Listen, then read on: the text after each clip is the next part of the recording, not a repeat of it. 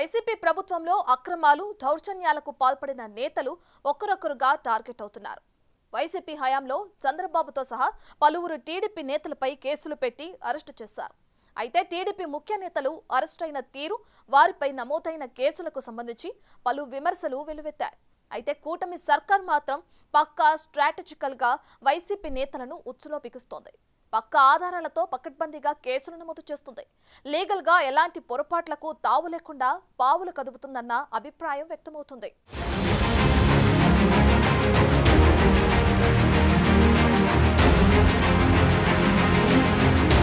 పద్నాలుగేళ్లు ముఖ్యమంత్రిగా పనిచేసి ఏనాడు అవినీతి మరకలు అంటించుకొని టీడీపీ అధినేత చంద్రబాబునే రోజుల తరబడి జైల్లో పెట్టి వేధించారు.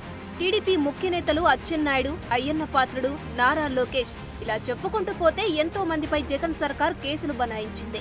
ఇప్పుడు అధికార మార్పిడి జరిగి సీన్ రివర్స్ అయింది. అప్పుడు నోర్లు పారేసుకున్నోళ్లంతా ఇప్పుడు రోజులు లెక్క పెట్టుకోవాల్సి వస్తుంది. ఎప్పుడే కేసులో ఊచలు లెక్క పెట్టాల్సి వస్తుందో అని బిక్కుబిక్కుమంటూ గడపాల్సి వస్తుంది.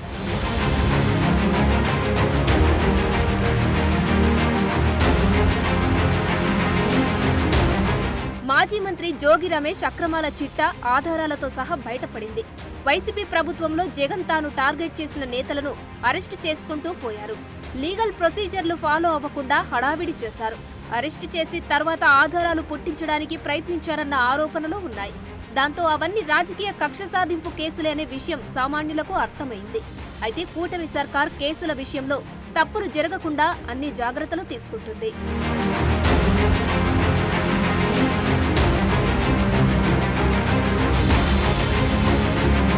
అవినీతి అక్రమాలకు పాల్పడిన వైసీపీ నేతలను అరెస్టు చేయడానికి పెద్ద కసరత్తు చేస్తోంది. ప్రత్యేక టీంలు ఆయా నేతల అక్రమాలపై నిశితంగా విచారణలు జరుపుతూ పక్కా ఆధారాలు సేకరిస్తున్నారన్న అభిప్రాయం వ్యక్తమవుతుంది.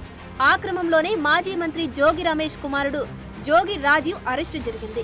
ముందుగా జోగి రమేష్ ని అరెస్టు చేయకుండా కుమారుడిని అరెస్టు చేయడం ద్వారా కూటమి ట్విస్ట్ ఇచ్చింది. అగ్రిగోల్డ్ భూముల వ్యవహారంలో జోగి రమేష్ కుమారుడు జోగి రాజీవ్ ను A1 నిందితుడిగా ఏసీబీ అధికారులు అరెస్టు చేశారు. అతని అరెస్టుకు రిజిస్ట్రేషన్ పేపర్ ఎవిడెన్స్ గా నిలిచాయి. మరోవైపు చూస్తే చంద్రబాబు ఇంటిపై దాడి కేసులోనూ జోగి రమేష్ కు తాడేపల్లి పోలీసులు నోటీసులు ఇచ్చారు. నోటీసులు ఇచ్చినా విచారణకు హాజరు కాని జోగి రమేష్ సైతం శ్రీకృష్ణ జన్మస్థానం బాట పట్టాల్సిందే అంటున్నారు.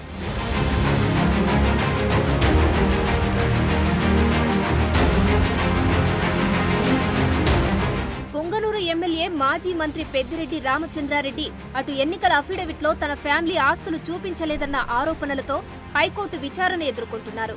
పెద్దిరెడ్డిని ఎమ్మెల్యేగా అనర్హుడుగా ప్రకటించాలని పిటిషనర్లు వాదనలు వినిపిస్తున్నారు.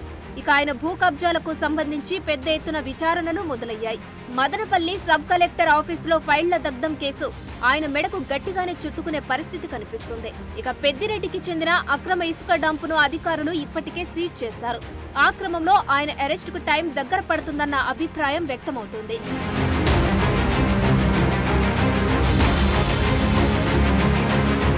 పెద్దిరెడ్డి అవినీతి చిట్టా అంతులేని కథలా సాగుతుండటంతో జోగి రమేష్ ఫ్యామిలీనే అరెస్టుల పర్వంలో ఫస్ట్ టార్గెట్ అయినట్లు కనిపిస్తుంది. నిజానికి ఉమ్మడి కృష్ణా జిల్లాలో గన్నవరం మాజీ ఎమ్మెల్యే వల్లభనేని వంశీ ముందుగా అరెస్టు కావాల్సి ఉంది. అయితే Gannavaram TDP office, TDP central ఆఫీసులపై దాడుల కేసులో నిందితుడైన వల్లభనేని అడ్రస్ లేకుండా పోయి వంశీ కోసం అన్వేషణ సాగుతున్న క్రమంలో జోగి రమేష్ వైపు వ్యవహారం తిరిగిందని అంటున్నారు. ఇక ఆ లిస్టులో ఫోకస్ అవుతున్న మరో పేరు మాజీ మంత్రి, గుడివాడ మాజీ ఎమ్మెల్యే కొడాలి నాని. ఇప్పటికే ఆయన అనుచరులు ఆక్రమించుకున్న కోట్ల రూపాయల విలువ చేసే భూముల బాగోతాలు వెలుగు చూశాయి. గుడివాడ నాని క్యాసినో వ్యవహారాలు, అప్పట్లో దానికి సంబంధించి కూటమి నేతలపై జరిగిన దాడులు, గుడివాడ టీడీపీ ఆఫీస్ ధ్వంసం తదితర కేసులపై విచారణలు స్పీడప్ అవుతున్నాయి. ఆ క్రమంలో కొడాలి నానిపై కేసులు గట్టిగానే పెడతారని అంటున్నారు. తర్వాత లిస్టులో మాజీ దేవాదాయ శాఖ మంత్రి వెల్లంపల్లి శ్రీనివాస్ పేరు ఉందన్న ప్రచారము జరుగుతోంది.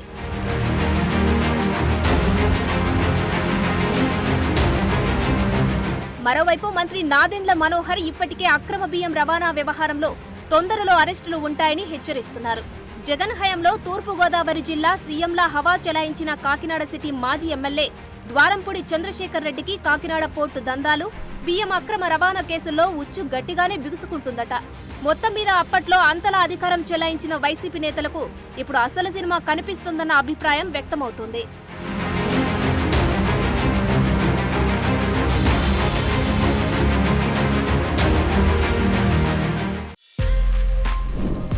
For more videos like this, subscribe Big TV channel.